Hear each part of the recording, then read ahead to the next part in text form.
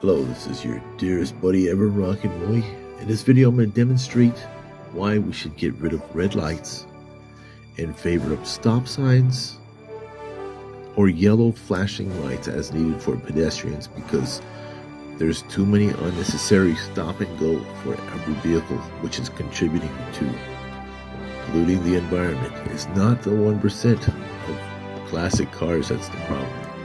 It's the stoplights. Let me show you what I'm talking about here. You see that stoplight right there? It should be a stop sign, but it stays red for 10 years and people can't even get out of the parking lot like you see me trying to do right there. And I can't even get out of the parking lot before it turns red again. See there? So here's another problem where there should be a yellow pedestrian flashing light as needed. No pedestrians were crossing, but everybody's backed up for a mile to stop.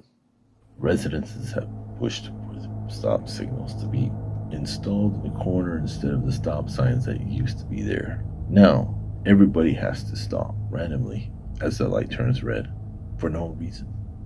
Just because the light changes, everybody's going to stop. Whereas before, when they had a stop sign, everybody was just free flowing. But now that we have all of these red lights making everybody stop, people get anxious and desperate, and they start racing up these side streets, putting animals and pedestrians at risk. To avoid this from happening, we need to put it back to the way it was, because there's more and more cars every day on the road as the population increases. So we need to put it back to the way it was, little by little, faster than the rate of the increase of the cars that are being on the roadway, because we're going to be headed for a big disaster if everybody has to stop at every block. And the smog situation is going to get out of hand. And another thing too is about people have to get a smog every year on their car, and there's millions of cars out there. Is this really necessary? You got crooked mechanics breaking sensors that are very costly to replace, like knock sensors and stuff like that.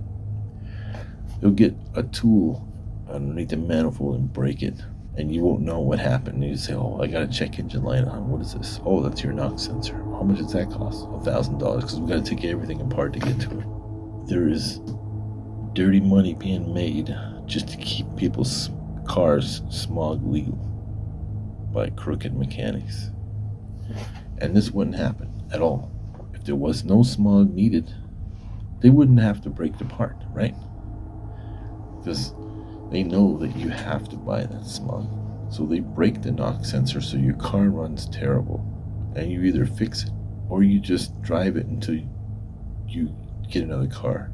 And if you can't afford it, you have to drive that car with bad emissions until your tags expire.